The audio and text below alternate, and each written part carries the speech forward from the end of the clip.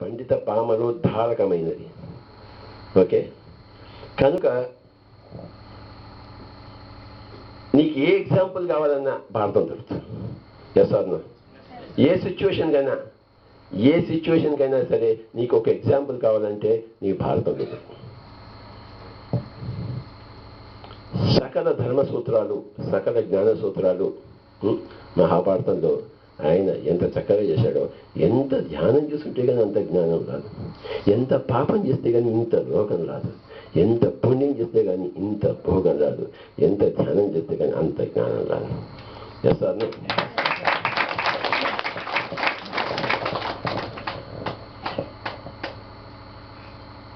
ఇవాళ ఒక చిన్న కాన్సెప్ట్ చెప్తాను.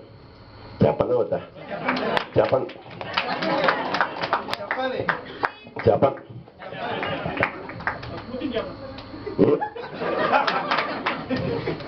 కూర్చుని చెప్పనా? నీ మాట నేను చెప్తే వినండి, నుంచుని చెప్ప. ఇంకోటి మాట వింటామంటే మా అహంకారం. నేను ఎవరి మాట వినను, నేను నుంచునే మాట్లాడతాను.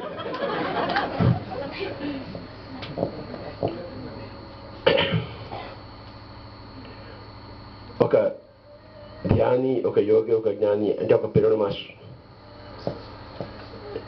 ఎలా ఉంటాడంటే 3 విధాలా ఉంటాడు.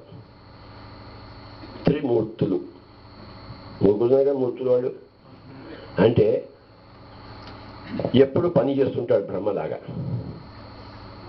కొత్త పని చేస్తుంటాడు, పాత పని చేయడు. బ్రహ్మ ఎప్పుడు కొత్త పని చేస్తుంటాడు కదా.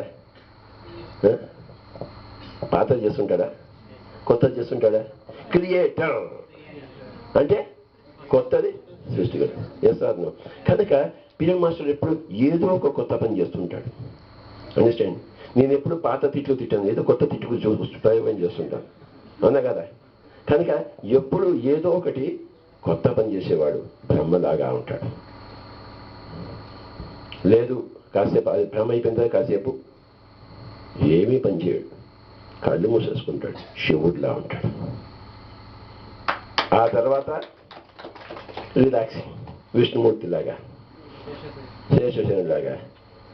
పని కాదు, ధ్యానం కాదు, రిలాక్సింగ్. ఓకే, మాస్టర్ కాని వాడికి వాడు పని చేయడు, ధ్యానం చేయడు, రిలాక్సేషన్ ఇది. ఇప్పుడు టెన్షన్ వాడికి. అవునా? వాడికి ఎంత డబ్బుందో వాడికి టెన్షనే. విష్ణుమూర్తి కాలేడు. వీడికి 3 పూటల్లో ఒక పూట భోజనం చూస్తున్నా. వీడు ఎప్పుడు ఎలా అన్నాడు? మస్తుకున్నానా అంటాడు. ఏమంటాడు? అదే వై మస్తుకున్నా వై అంటాడు. అనడా?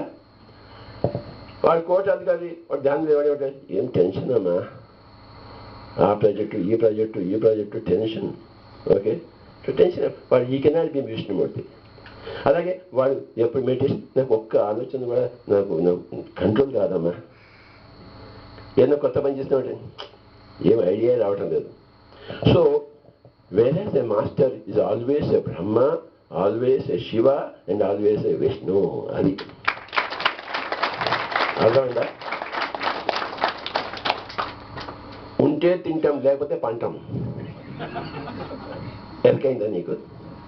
మాది తెలంగాణ భాష నీకు అర్థమైందా? అమ్మ బాబోయ్,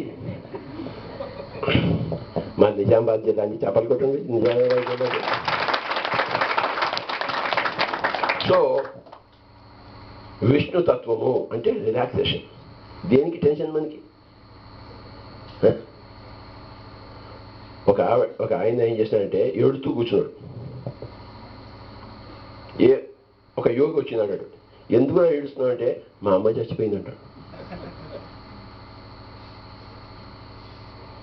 అంటే యోగి అన్నాడు, మీ అమ్మ చచ్చిపోలేదు, మీ అమ్మని చూడకలే ఆ కళ్ళు నీలో చచ్చిపోయాయి, ఆ కళ్ళు తెచ్చుకో. మీ అమ్మ చావలేదు, నీ కొడుకు చావలేదు,